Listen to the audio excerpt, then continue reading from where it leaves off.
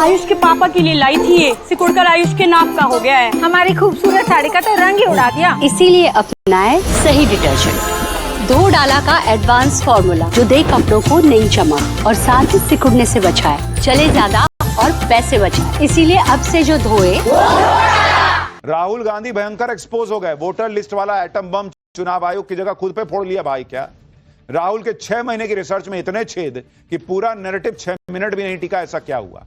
चुनाव आयोग को एक्सपोज करने चले राहुल गांधी को कौन सा चैलेंज मिल गया कि वो धीरे से कट लिए? आज इसके बारे में आपको बताऊंगा। राहुल गांधी जब भी कहते हैं कि वो धमाका करने वाले हैं जिससे देश में भूचाल आ जाएगा, तो अक्सर इसका उल्टा ही होता है। पिछले कई दिनों से राहुल गांधी माहौल बना रहे थे कि वो चुनाव आयोग के खिलाफ एटम बम फोड़ने वाले हैं। ऐसा खुलासा करेंगे कि देश हैरान रह जाएगा। राहुल गांधी ने कहा था कि उनके पास चुनाव में धांधली के पक्के सबूत हैं। राहुल के बयानों से तगड़ा माहौल बन गया। लोग सोचने लगे पता नहीं क्या हाथ लग गया राहुल गांधी के भाई। कयास लगाए जाने लगे कि अब तो बॉस ये अब की तो कुछ बड़ा करेंगे। पिछला नहीं हुआ था, पिछला सुतली बम था जो फुस हो गया था। ये एटम बम बोले, इसमें कुछ होगा। लोग इंतजार करने लगे कि राहुल कब अपना एटम बम फोड़ते हैं। इतने दिनों से माहौल बनाने के बाद आज राहुल गांधी ने आखिरकार अपना सो कॉल्ड एटम बम फोड़ दिया। लेकिन यह एटम बम राहुल गांधी ने चुनाव आयोग पे नहीं, खुद पे ही फोड़ लिया एक तरीके से। कैसे राहुल गांधी खुद एक्सपोज हो गए, आज आपको विस्तार से बताऊंगा। पहले देखिए राहुल गांधी ने जो एटम बम फोड़ने का दावा किया उसमें आरोप क्या लगाया। राहुल गांधी ने एक वोटर लिस्ट दिखाकर आरोप लगाया कि चुनाव में वोट की चोरी हो रही है। फर्जी वोटर के भरोसे बीजेपी चुनाव जीत रही, चुनाव आयोग धांधली करवा रहा है, और यह सब दिखाकर दावा किया कि यही कारण है कि नरेंद्र मोदी के खिलाफ सत्ता विरोधी लहर नहीं बनती। यह सारी बातें करते हुए राहुल गांधी ने महाराष्ट्र और कर्नाटक का एग्जाम्पल दिया। राहुल गांधी ने माहौल तो पूरा बनाया, लेकिन जो रिसर्च करके वो आ जाए उसकी पोल खुद ही खुल गई। राहुल ने यह सारे आरोप लगाए तो चुनाव आयोग ने भी राहुल गांधी को एक बड़ी चुनौती दे दी। बीजेपी ने भी पलटवार किया और कहा कि वोट की नहीं बल्कि राहुल के दिमाग की चोरी हो गई। चुनाव आयोग पर आरोप लगाते लगाते कैसे राहुल गांधी एसआईआर की जरूरत पर जोर डालते चले गए, इससे पूरे इंडी गठबंधन में भी हैरानी। यह सब आज आपको बताऊंगा, लेकिन पहले राहुल गांधी ने एटम बम फोड़ा है बॉस, उसका ट्रेलर तो देखिए।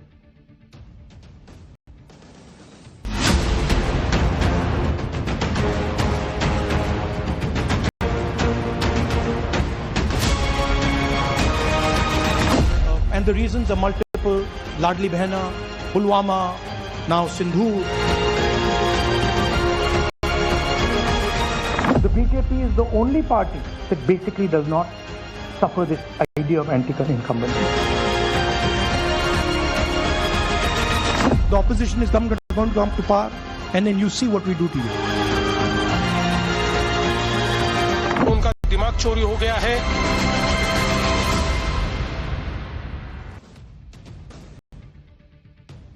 बीजेपी वाले कह रहे हैं राहुल गांधी का दिमाग चोरी हो गया। राहुल गांधी कह रहे हैं चुनाव चोरी हो गया, वोट चोरी हो गया।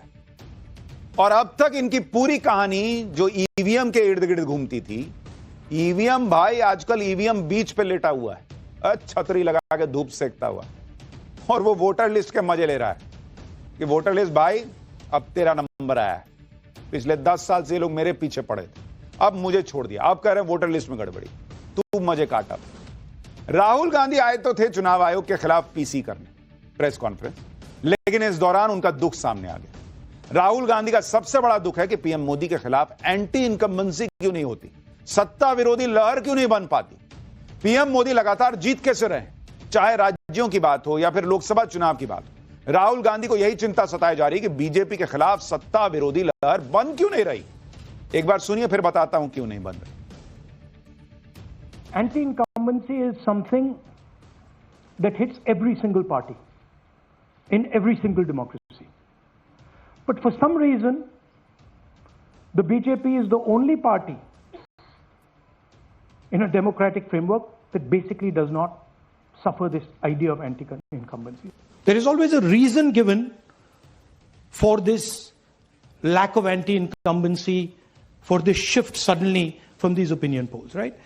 And the reasons are multiple: Ladli Behna, Pulwama, now Sindhu. So we saw this pattern, and then, of course, the most fundamental thing that elections are choreographed. Anti incumbency की बात करके राहुल गांधी ने दावा किया कि एंटी इनकम्बेंसी तो सबके साथ होती है, मोदी के साथ नहीं होती, इसलिए कुछ तो खेल हो रहा है। और इसी में आरोप लगा दिया कि चुनाव आयोग वोट की चोरी करवा रहा है। लेकिन राहुल गांधी यह नहीं समझ पा रहे कि देश में ऐसा पहली बार नहीं हो रहा कि जब सरकारें रिपीट हो रही। राहुल गांधी को शायद नहीं याद होगा, मैं उनको याद दिलाता हूं, या पता भी हो ना हो मुझे नहीं पता, जो भी हो, लेकिन मैं राहुल गांधी को याद दिलाता हूं। जैसे है केरल, 10 साल से लेफ्ट की सरकार है, तो क्या वहां पर लेफ्ट जो है वो वोटर लिस्ट में वोट चोरी कर रहा है क्या? वहां 10 साल से अगर एंटी इनकम्बेंसी नहीं बन रही है तो? अगर आप देखिए तमिलनाडु में अगर आप देखेंगे तो 2011 से 2021 ये भी हो गया 10 साल। यहां भी किसकी सरकार थी? AIADMK की। तो भाई 10 साल क्या AIADMK वहां पर वोटर लिस्ट में चोरी कर रही थी? इसी तरह से आप देखिए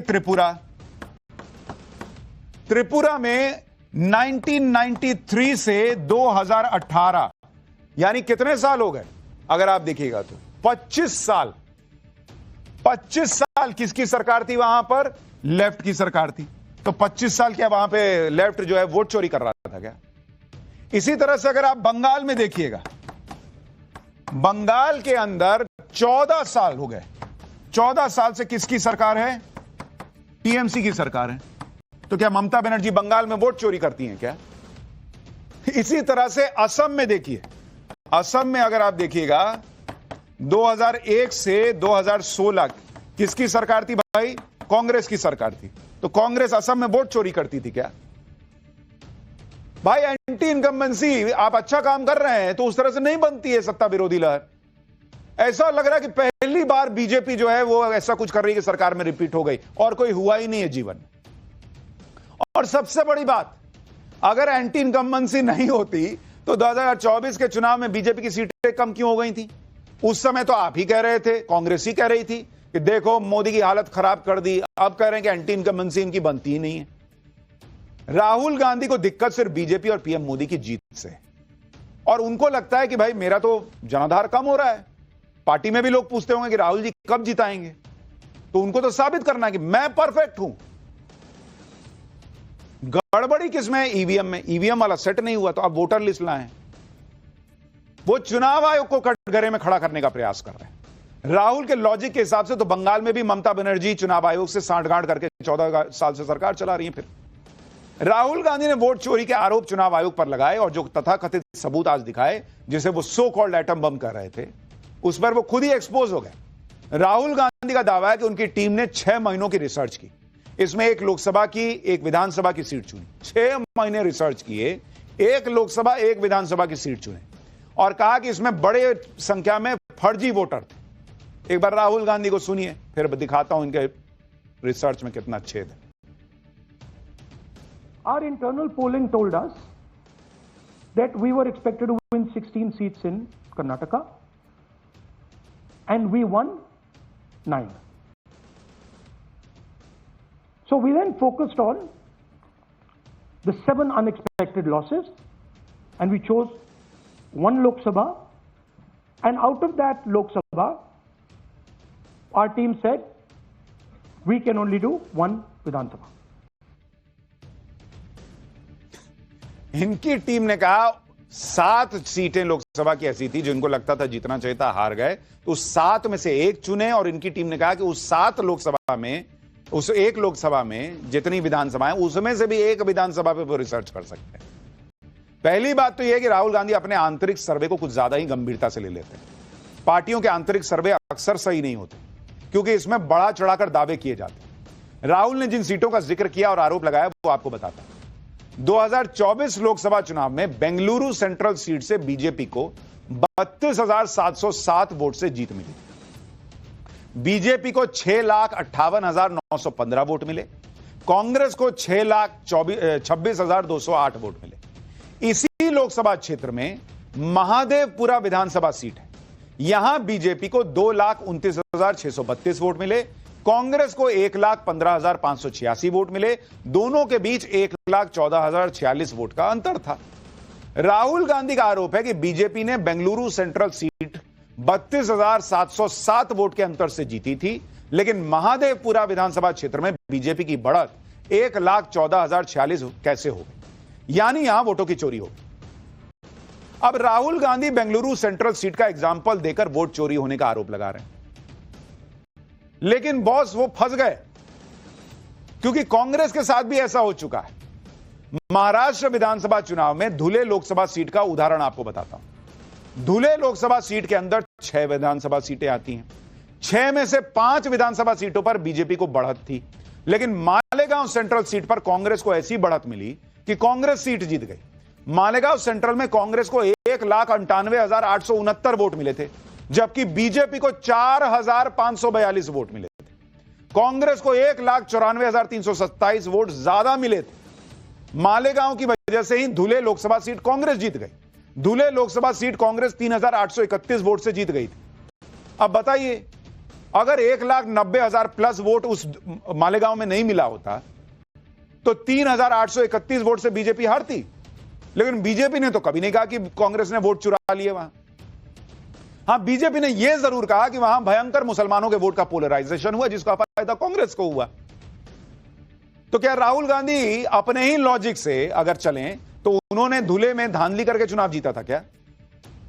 खैर, आप देखिए कि राहुल गांधी और उनकी टीम ने उदाहरण देने के लिए सीट भी क्या गजब चुनी। आज राहुल गांधी ने बेंगलुरु सेंट्रल लोकसभा सीट की बात की, लेकिन आप इस लोकसभा सीट की हिस्ट्री देख लीजिए। बेंगलुरु सेंट्रल लोकसभा सीट कांग्रेस 2009 में हार रही, 2009 से हार रही है। 2009 में तो केंद्र में यूपीए की सरकार थी। तो क्या 2009 में जब हारे थे तो बीजेपी ने मनमोहन सिंह से सेटिंग करा के, फिर चुनाव आयोग की सेटिंग करा के तब 2009 में सीट जीती थी क्या? इनके लॉजिक से चलें तो 2014 में भी यूपीए की सरकार थी, तब भी कांग्रेस ये सीट हारी थी। भाई 2014 में लोकसभा के चुनाव हुए, उसके बाद ना आए नरेंद्र मोदी। उस चुनाव में भी बीजेपी जीती थी जब 2014 के चुनाव हुए थे।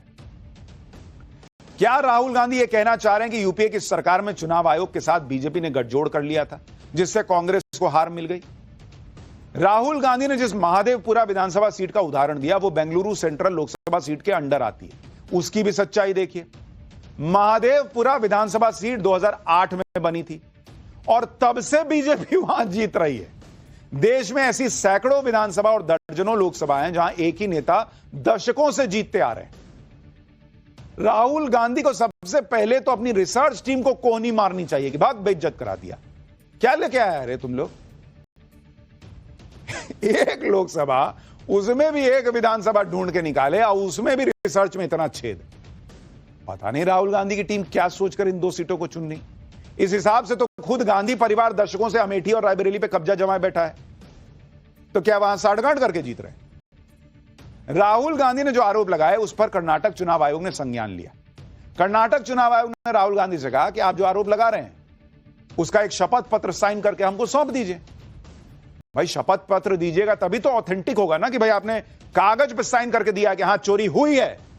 मैं दावा ठोक के कहता हूं चोरी हुई है। राहुल गांधी लिखते शपथ पत्र पे साइन करके देते चुनाव आयोग को। और अगर आप ऐसा नहीं करते हैं तो अपने आरोप वापस लीजिए।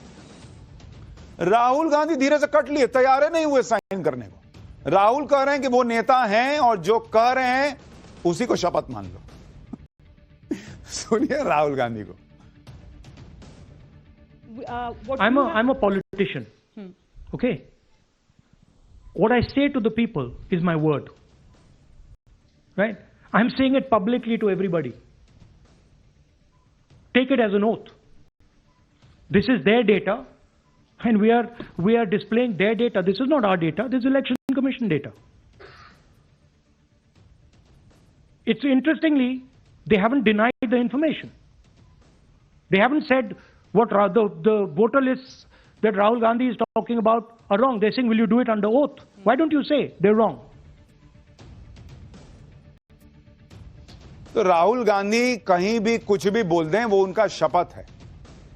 तो फिर लोकसभा में भी सांसद की शपथ लेने जाते हैं, वो भी कहीं भी बैठ के बोल दीजिए, बोलिए कि मैंने बोल दिया, मैं नेता हूं, यही मेरा शपथ हो गया। राहुल गांधी शपथ पत्र देकर सबूत देने को तैयार नहीं। उल्टा चुनाव आयोग को धमकी दे रहे हैं। राहुल गांधी कह रहे हैं कि जिस दिन विपक्ष सत्ता में आएगा ना, उस दिन चुनाव आयोग के जो अधिकारी ये सब कर रहे हैं उनको छोड़ा नहीं जाएगा, चाहे वो सीनियर हो या फिर जूनियर हो, सबका हिसाब किया जाएगा। पर पहले तो राहुल गांधी से कोई ये पूछे कि अगर आप इतने कॉन्फिडेंट हैं कि मोदी इलेक्शन कमीशन को साथ में मिला के वोटों की चोरी करके जीत रहे हैं, तो आप सत्ता में आइएगा कैसे? तो फिर हिसाब कीजिएगा कैसे? लेकिन धमका रहे हैं। सुनिए Rahul Gandhi. Now, the Election Commission has to give us that information, give the people of India that information. Because if they don't, there are going to be consequences. There are going to be consequences for every single polling officer who's doing this. Doesn't matter how senior you are, how junior you are. One day, the opposition is going to come to power, and then you see what we do to you. Rahul Gandhi voter list में गड़बड़ी की बात कर रहे हैं। जैसे राहुल गांधी ने duplicate voter की बात की, एक एड्रेस पर कई मतदाताओं की बात की, कई एड्रेस पर एक जैसे मतदाताओं की बात की, जिस एड्रेस पर वोटर है वहां वोटर का ना होना। राहुल ने ये सारी बातें कही, लेकिन वो भूल जाते हैं कि वोटर लिस्ट में इन्हीं गड़बड़ियों को तो दूर करने के लिए बिहार में एसआईआर हो रहा है। लेकिन बिहार के एसआईआर का खुद राहुल गांधी विरोध कर रहे हैं, इंडी गठबंधन विरोध कर रहा है। भाई चुनाव आयोग यही तो कह रहा है कि यही सब तो गड़बड़ी है, डुप्लीकेट बना हुआ है, फर्जी बना हुआ, हम इसको क्लीन कर देते हैं। राहुल गांधी ने तो अपना एटम बम अपने पे फोड़ लिया और साबित कर दिया कि चुनाव आयोग सही कर रहा था। और जिसका भी आप दिखा रहे हैं कि मान लीजिए फर्जी बना हुआ, आपको यह कैसे पता कि उसने बीजेपी को ही वोट दिया? आप ये भी देखिए कि बिहार में हो रहे एसआईआर का राहुल, प्रियंका और तेजस्वी ने जमकर विरोध किया, लेकिन एसआईआर होने के बाद अभी तक किसी भी पार्टी ने चुनाव आयोग में अपनी शिकायत दर्ज नहीं कराई। 1 अगस्त से 7 अगस्त तक कांग्रेस ने कोई शिकायत नहीं की, आरजेडी ने भी एसआईआर पर कोई आपत्ति नहीं दर्ज कराई है, 0 आपत्ति।